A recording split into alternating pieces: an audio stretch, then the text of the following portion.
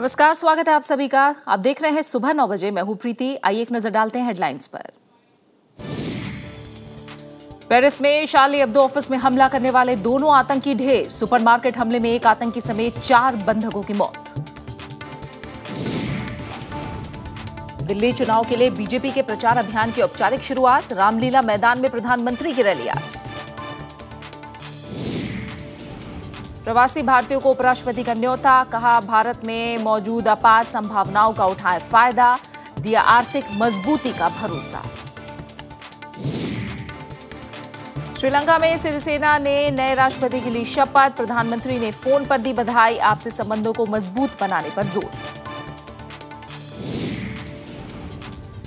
Sydney test में भारत के सामने जीत के लिए 349 रन की चुनौती। मैच के आखिरी दिन दूसरी पारी में भारत की ठोस शुरुआत। और बुलेटिन में सबसे पहले आपको बता दें, पेरिस हमले से जुड़ी हुई खबर। पिछले 48 घंटे से जारी दहशत का खेल देर रात खत्म हो गया। एक प्रिंट कंपनी और यहूदी सुपरमार्केट में कुछ लोगों को बंधक बनाने वाले आतंकी भाइयों और उनके एक साथी को मार डाला गया। ये दोनों भाई 2 दिन पहले शार्ली एब्दो में घुसकर नरसंहार इन दोनों ने किया था। दोनों आतंकी भाइयों को फिर से बताया, पुलिस ने एयरपोर्ट के पास एक प्रिंटिंग प्रेस के गोदाम में घेर कर मारा है। शार्ली एब्दो के दफ्तर में 2 दिन पहले इन दोनों भाइयों ने अंधाधुंध फायरिंग की। 12 लोगों को मौत के घाट उतार दिया। और जो जानकारी आई है, इन दोनों भाइयों का नाम सईद और शरीफ क्वाची था। पेरिस पुलिस ने मैगजीन के दफ्तर में घुसकर 12 लोगों की हत्या को अंजाम देने वाले इन दोनों भाइयों को ढेर कर दिया है।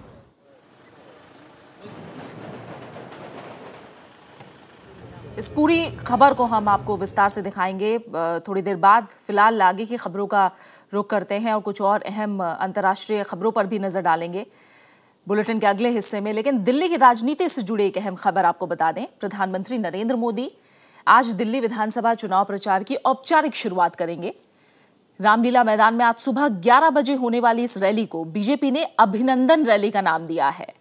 इस रैली में महाराष्ट्र, हरियाणा, झारखंड के मुख्यमंत्रियों का अभिनंदन किया जाएगा। पिछले साल महाराष्ट्र और हरियाणा और झारखंड में हुए विधानसभा चुनाव में बीजेपी ने जीत हासिल की थी। वहीं जम्मू कश्मीर में बीजेपी दूसरी सबसे बड़ी पार्टी बनकर उभरी है। इस साल दिल्ली में विधानसभा चुनाव होने हैं। ऐसे में पार्टी प्रधानमंत्री नरेंद्र मोदी की लहर को भुनाने की पूरी कोशिश कर रही है। बीजेपी ने जोर शोर से आज की रैली के लिए व्यापक तैयारियां की हुई हैं। सरकार गठन की उम्मीद और आशंकाओं के बीच जम्मू कश्मीर में गवर्नर रूल लगा दिया गया है। हालांकि जम्मू कश्मीर में मौजूदा विधानसभा का कार्यकाल 19 जनवरी को खत्म हो रहा है, लेकिन नई सरकार के गठन में राजनीतिक दलों के नाकाम रहने के बाद यह कदम उठाया गया है। राज्य में गवर्नर रूल के लिए पीडीपी और नेशनल कॉन्फ्रेंस ने एक दूसरे को जिम्मेदार ठहराया है। राज्य में 6वीं बार गवर्नर रूल लागू किया गया है। जम्मू कश्मीर चुनाव में खंडित जनादेश के 2 हफ्ते बाद केंद्र सरकार ने शुक्रवार को राज्य में गवर्नर रूल लगाने को मंजूरी दे दी। राज्यपाल एनएन वोहरा ने गुरुवार को केंद्र को भेजी रिपोर्ट में कहा था कि कार्यवाहक मुख्यमंत्री उमर अब्दुल्ला ने पद छोड़ने की बात कही है, जिसके बाद केंद्र सरकार ने ये फैसला लिया। उमर अब्दुल्ला ने ट्वीट कर अपने फैसले का बचाव किया है। राज्य के मौजूदा हालात के लिए पीडीपी और नेशनल कॉन्फ्रेंस एक दूसरे को जिम्मेदार ठहरा रहे हैं।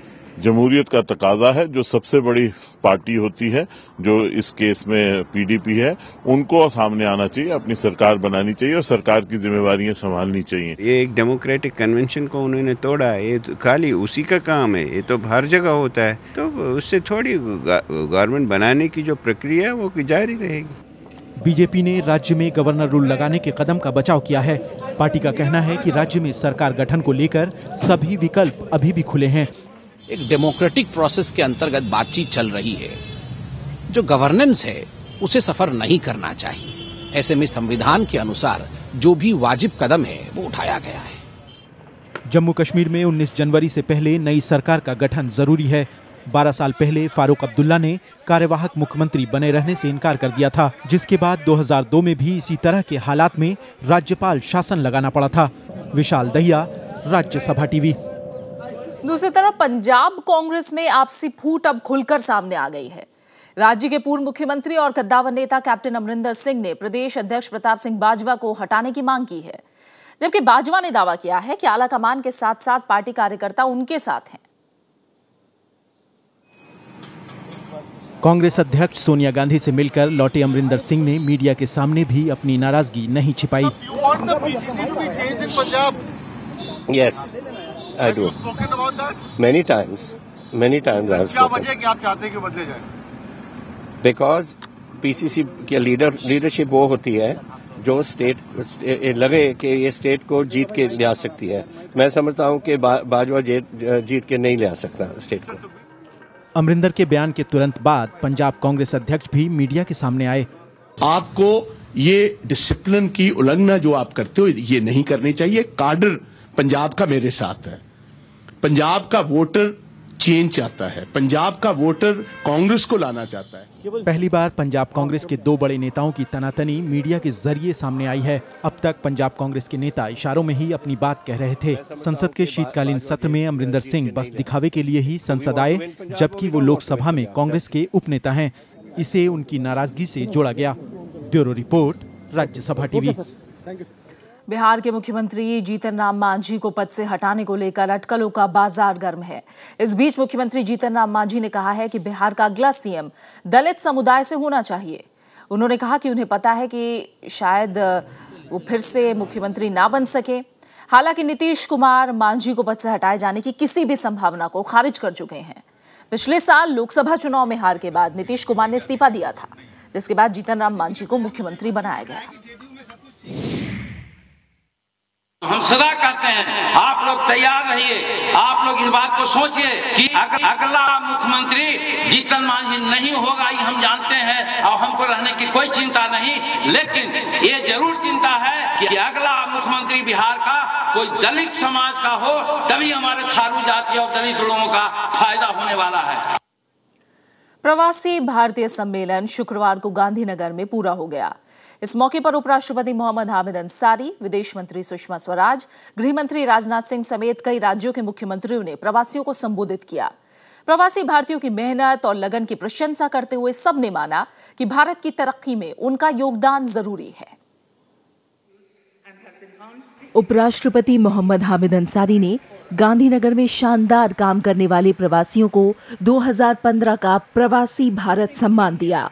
इस मौके पर उन्होंने प्रवासी भारतीयों से देश की तरक्की में बढ़ चढ़कर भागीदारी निभाने का आह्वान भी किया। The continuing liberalization of the Indian economy and the most recent policy initiatives taken or proposed by the government are expected to galvanize the involvement of the overseas Indians in the many fields of economic activity. विदेश और प्रवासी मामलों की मंत्री सुषमा स्वराज ने कहा कि भारत के साथ प्रवासियों का नैसर्गिक संबंध है और उतना ही जुड़ाव भारत के लोगों का उनके साथ है।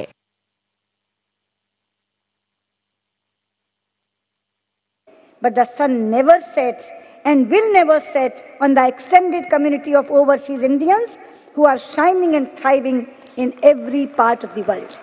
गृह मंत्री राजनाथ सिंह ने कहा कि भारत उनकी तरफ सिर्फ निवेश के लिए नहीं देख रहा है। उन्होंने प्रवासी भारतीयों की उपलब्धियों की तारीफ की। जिस विचार की नींव महात्मा गांधी ने भारत में डाली थी, उसको आगे बढ़ाने का काम जहां हमारे आदरणीय अटल बिहारी वाजपेयी जी ने प्रारंभ किया था, वहीं पर उसको और अधिक आगे बढ़ाने का काम यदि कोई कर रहा है तो आज के हमारे भारत के प्रधानमंत्री श्री नरेंद्र भाई मोदी उस काम को आगे कर रहे हैं। इस मौके पर विभिन्न राज्यों के मुख्यमंत्रियों ने भी प्रवासी भारतीय सम्मेलन को संबोधित किया। अनु दीवान, राज्यसभा टीवी, गांधीनगर। वित्त मंत्री अरुण जेटली ने लैंगिक असमानता को महिलाओं के हित में बताया है। उन्होंने कहा कि इससे आर्थिक क्षेत्र में महिलाएं पुरुषों के वर्चस्व को खत्म करने में कामयाब रही हैं। वहीं आरबीआई के गवर्नर रघुराम राजन ने सुस्त बैंकिंग को रोकने के लिए बैंकों से ज्यादा रोजगार के मौके मुहैया कराने के लिए कहा है।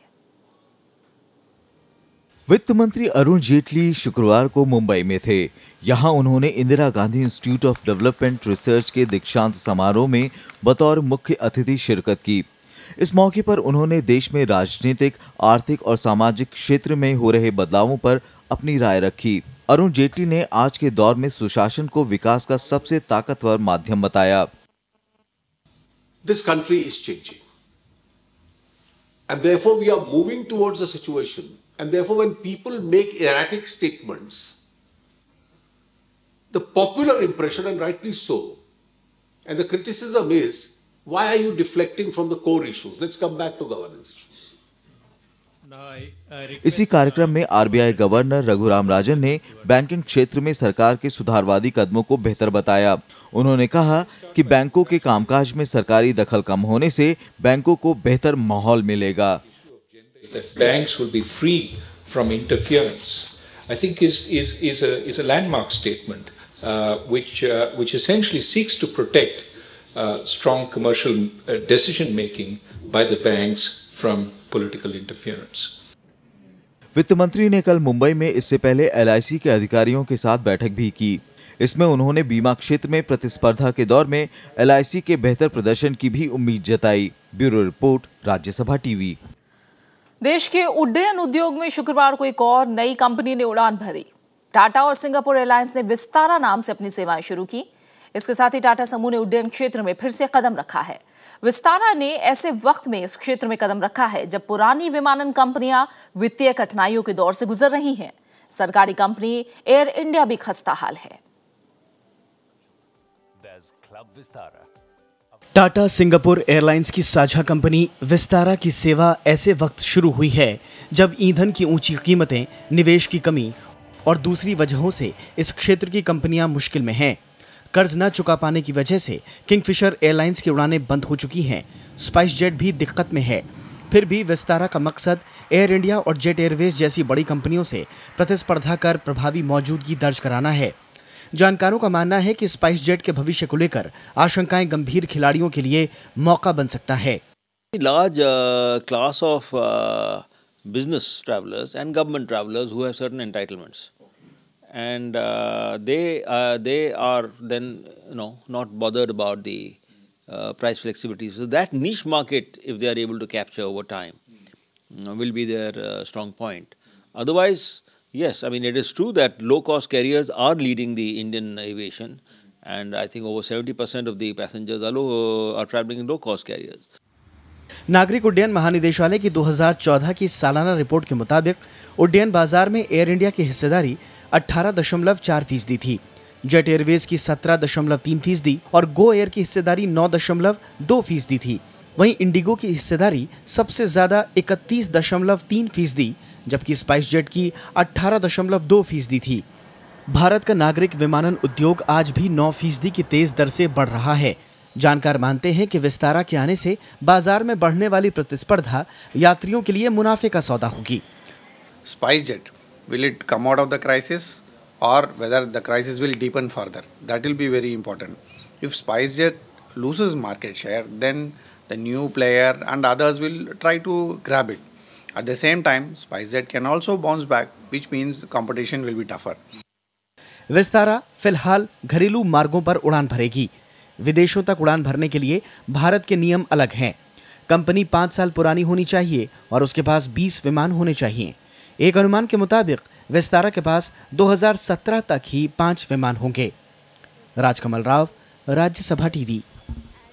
आप बने रहिए हमारे साथ। एक छोटा सा ब्रेक ले रहे हैं और ब्रेक के बाद द लंच बॉक्स को मिला बाफ्टा का नॉमिनेशन।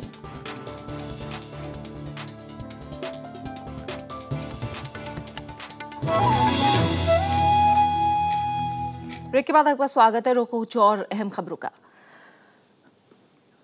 सुप्रीम कोर्ट के मुख्य न्यायाधीश एच.एल. दत्तू ने कहा है कि जजों की नियुक्ति से जुड़े राष्ट्रीय न्यायिक नियुक्ति आयोग से उन्हें कोई आपत्ति नहीं है, क्योंकि नया तंत्र पूरी कानूनी प्रक्रिया के बाद सामने आ रहा है। उन्होंने कहा कि नए एनजेसी बिल को पहले ही राष्ट्रपति की अनुमति मिल चुकी है और नेशनल जुडिशियल अपॉइंटमेंट कमीशन के गठन होने तक कॉलेजियम सिस्टम ही काम करता रहेगा। वहीं सुप्रीम कोर्ट ने सहारा समूह के प्रमुख सुब्रत रॉय को राहत दी है। सुब्रत रॉय अब विदेश में अपनी परिसंपत्तियों से कर्ज जुटा सकेंगे। हालांकि इस मामले में उन्हें विदेशी मुद्रा विनिमय के लिए आरबीआई और संबंधित विभागों से अनुमति लेनी होगी। सुप्रीम कोर्ट की 3 सदस्यीय पीठ ने सहारा प्रमुख को विदेश में अपने होटलों से $105 करोड़ जुटाने की मंजूरी दी है, ताकि वो जमानत राशि के तौर पर 5,000 करोड़ रुपए नकद और 5,000 करोड़ रुपए की बैंक गारंटी जुटा सकें। केंद्र सरकार 2G और 3G नेटवर्कों के लिए स्पेक्ट्रम के अगले दौर की नीलामी 25 फरवरी से शुरू करेगी। इसके जरिए सरकार कम से कम 64,840 करोड़ रुपए जुटाने का लक्ष्य रखा है। दूरसंचार विभाग ने शुक्रवार देर रात इस सिलसिले में अधिसूचना जारी की है। और बात अहम खबर पेरिस हमले से जुड़ी हुई। पिछले 48 घंटे से जारी दहशत का खेल देर रात खत्म हो गया। एक प्रिंट कंपनी और यहूदी सुपरमार्केट में कुछ लोगों को बंधक बनाने वाले आतंकी भाइयों और उनके एक साथी को मार डाला गया। ये दोनों भाई 2 दिन पहले शार्ली एब्दो में घुसकर नरसंहार भी कर चुके हैं। Très choquant, c'était très impressionnant en tout cas de là où j'étais parce que j'étais à 50 mètres. बेशक दोनों आतंकी भाई और उनका साथी मारे जा चुके हैं, लेकिन यहूदी सुपरमार्केट के रास्ते पर जाने से लोगों को रोकती ये महिला पुलिस और पेरिस के आसमान पर बेहद नीचे उड़ान भरते हेलीकॉप्टर बता रहे हैं कि सब कुछ ठीक नहीं है। फ्रांस अब पहले की तरह नहीं रह गया। फ्रांस के राष्ट्रपति फ्रांसवा ओलांद ने कहा है कि अब फ्रांस ऐसे हमलों से डरने वाला नहीं है। Mis hors d'état de nuire grâce à une double intervention. L'une à Dammartin en Goële dans un entrepôt, l'autre porte de Vincennes dans le magasin. इन हमलों में सुपरमार्केट में बंधक बनाए गए 4 नागरिक भी मारे गए। एक महिला आतंकी के भागने की भी खबर है। दुनिया भर में इन हमलों की निंदा हो रही है। Je voudrais exprimer les plus sincères condoléances aux familles des victimes et aussi le peuple et le gouvernement de la France. With the French government throughout this tragedy, the moment that the outrageous attack took place, we directed all of our law enforcement and counterintelligence operations to provide whatever support that our ally needs in confronting this challenge. इससे पहले शुक्रवार को काउशी भाई फरार होकर दमातीन ALGOL के छपाई कारखाने में घुसे और वहां एक महिला को सुबह से रात तक बंधक बनाए रखा। बाद में महिला को मुक्त करा लिया गया। भागने की कोशिश कर रहे दोनों भाई इस कार्रवाई में मारे गए। इस बीच उनके एक साथी ने विंस्केस के सुपरमार्केट में 5 लोगों को बंधक बना लिया। ये तीसरा आतंकी वही था जिसने बृहस्पतिवार को सुबह एक महिला पुलिस को मौत के घाट उतार दिया था। आई एम शर्ली के बैनर तले विश्व भर में प्रेस की आज़ादी के पक्ष में रैलियां हो रही हैं। पेरिस में कल राष्ट्रीय शोक के दौरान हजारों लोग जुटे और मारे गए लोगों के सम्मान में एफिल टावर की रोशनी मध्यम कर दी गई। आम लोग भी इस पुलिसिया कार्रवाई के समर्थन में आगे आए। Je pense que c'est une bonne chose parce que de toute façon ils auraient été jugés, mais bon la France fait que aujourd'hui माना जा रहा है कि शार्ली एब्दो के हमलावर दोनों भाई अलकायदा से प्रशिक्षित थे। शार्ली एब्दो में हमला करने वाले तीसरे आतंकी ने पहले ही आत्मसमर्पण कर दिया था। पिछले 3 दिनों में पेरिस में शार्ली एब्दो नरसंहार से लेकर शुक्रवार की कमांडो कार्रवाई तक कुल मिलाकर 23 लोग मारे गए। फ्रांस में आतंकियों की तलाश में सुरक्षा बलों के 88,000 जवान लगे थे। Bureau report, Rajya Sabha TV. Maithripala Sirisena ने शुक्रवार को श्रीलंका के राष्ट्रपति के पद की शपथ ली। सिरिसेना ने सबको साथ लेकर चलने की बात कही है। उन्होंने महिंदा राजपक्षे को राष्ट्रपति चुनाव में 4 लाख से ज्यादा वोटों से हराया। भारत ने भी श्रीलंका के साथ जारी दोस्ती और सहयोग बढ़ाने की बात कही है। चुनाव में जीत दर्ज करने वाले मैत्रीपाला सिरिसेना ने शुक्रवार शाम श्रीलंका के नए राष्ट्रपति के तौर पर शपथ ली। राष्ट्रपति पद की शपथ लेने के बाद सिरिसेना ने कहा कि वे लोगों की ओर से दी गई जिम्मेदारी को निभाने की कोशिश करेंगे। साथ ही इस मौके पर उन्होंने कहा कि उनका दोबारा राष्ट्रपति चुनाव लड़ने का कोई इरादा नहीं है।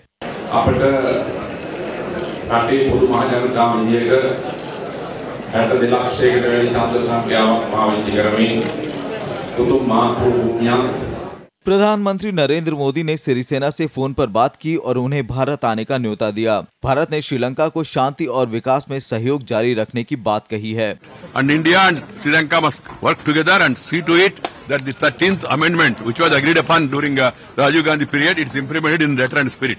राजनीतिक दलों ने भी श्रीलंका के नए राष्ट्रपति को बधाई दी है और श्रीलंका भारत के मैत्रीपूर्ण संबंधों में नई आशा की उम्मीद जताई है। जहाँ तक भारत का सवाल है, वो वही दोस्ती का हाथ और वार्मथ का हाथ, गहरी दोस्ती का हाथ बढ़ाता है श्रीलंका के लिए हमेशा, और वही आशा है चीन ने भी सिरिसेना को बधाई दी है और श्रीलंका और चीन के बीच सहयोग जारी रखने की उम्मीद जताई है। 中斯传统友谊深厚，历届斯里兰卡政府都奉行对华友好政策，两国合作的势头十分强劲。 अमेरिका के राष्ट्रपति बराक ओबामा और ब्रिटेन के प्रधानमंत्री डेविड कैमरन ने मैत्रीपाला सिरिसेना को श्रीलंका का राष्ट्रपति बनने पर बधाई दी है। डेविड कैमरन ने उन्हें संयुक्त राष्ट्र सहित श्रीलंका में हुए मानवाधिकार उल्लंघन के मामले की जांच कराने की बात कही है। मैत्रीपाला सिरिसेना को चुनाव में 51% वोट मिले। उन्हें बहुसंख्यक सिंघली समुदाय के अलावा अल्पसंख्यक तमिलों और मुस्लिमों का भी साथ मिला है। Bureau report, Rajya Sabha TV. Pakistan की रावलपिंडी में हुए एक आत्मघाती बम धमाके में करीब 7 लोगों की मौत हो गई और 18 लोग गंभीर रूप से जख्मी हुए हैं। अभी तक किसी ने धमाके की जिम्मेदारी नहीं ली है। पाकिस्तान का रावलपिंडी शहर शुक्रवार को धमाके से दहल गया। एक मस्जिद में चल रहे धार्मिक समारोह को निशाना बनाकर किए गए इस आत्मघाती हमले में कई लोगों की जान चली गई। हमले में घायल हुए सुरक्षाकर्मी के मुताबिक बाइक पर आए हमलावर ने रोकने पर खुद को विस्फोट से उड़ा लिया।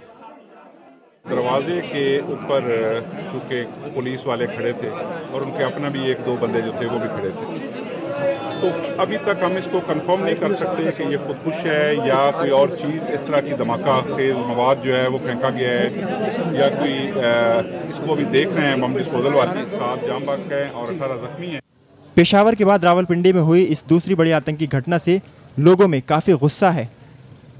ये वही लोग हैं जिन्होंने इससे पहले पेशावर में उन बेगुनाह बच्चों को मारा था। ये वही गिरोह है जिन्होंने इससे पहले वाघा बॉर्डर के ऊपर हमला किया था, जो हमारी फौज के, हमारी पुलिस के, हमारे अवाम के, बेगुनाहों के, औरतों के, बच्चों के कातिल हैं। हमले में घायल लोगों का इलाज चल रहा है, जिसमें कई गंभीर हैं। इस आत्मघाती हमले के बाद पूरे पाकिस्तान में हाई अलर्ट जारी कर दिया गया है। Bureau report, Rajya Sabha TV. Nigeria के आतंकी संगठन बोको हरम ने एक बहुत बड़े नरसंहार को अंजाम दिया है।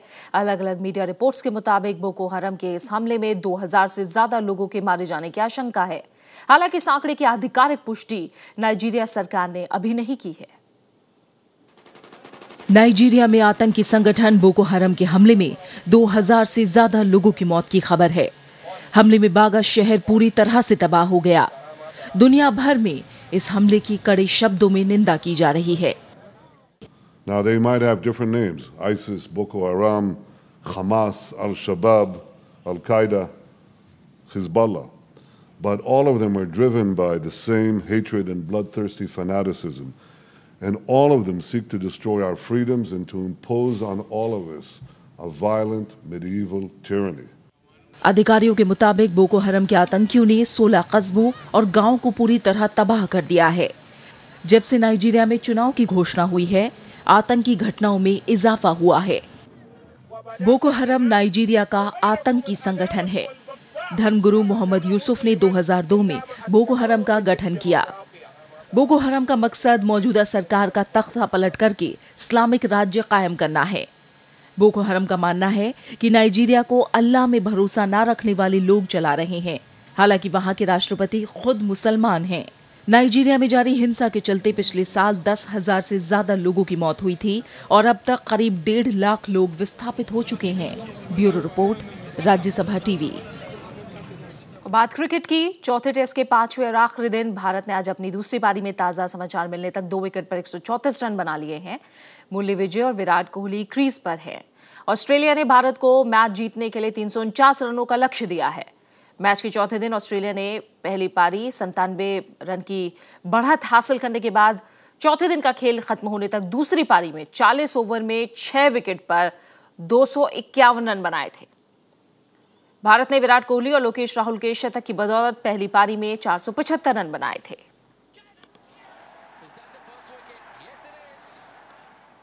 अंतर्राष्ट्रीय स्तर पर तारीफें बटोर चुकी भारतीय फिल्म द लंच बॉक्स को बाफ्टा अवार्ड के लिए नॉमिनेट किया गया है। शुक्रवार को British academy film and television arts BAFTA में इस फिल्म को 2015 की film not in English language category में अवार्ड के लिए नॉमिनेट किया गया। द लंच बॉक्स में इरफान खान और निम्रत कौर मुख्य भूमिका में हैं। ये फिल्म इस श्रेणी में पोलैंड, डेनमार्क की फिल्म ईदा, रूसी फिल्म लेवियाथन, ब्राजीलियाई ब्रिटिश फिल्म ट्रैश और बेल्जियम की फिल्म 2 Days 1 Night को टक्कर दे रही है। रितेश बत्रा के निर्देशन में बनी द लंच बॉक्स एक अनोखी प्रेम कहानी है और ये भारत में 2013 में और ब्रिटिश सिनेमाघरों में 2014 में रिलीज हुई थी। आज मशहूर पार्श्व गायक येशुदास का जन्मदिन है। उन्होंने हिंदी समेत कई भारतीय भाषाओं में एक से बढ़कर एक गीत गाए हैं। शास्त्रीय संगीत में गुणी येशुदास को अनूठी गायकी शैली के लिए भी जाना जाता है। आइए इस बेजोड़ और बेमिसाल शख्सियत को जन्मदिन की शुभकामनाएं देते हैं उन्हीं की फिल्मों के कुछ चुनिंदा गीतों के जरिए।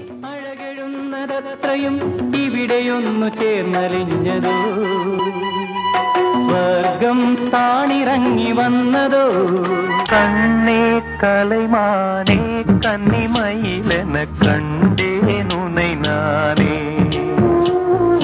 കണ്ണേ കലൈമാനേ കന്നിമയിലെന കണ്ടേനുനൈ നാനേ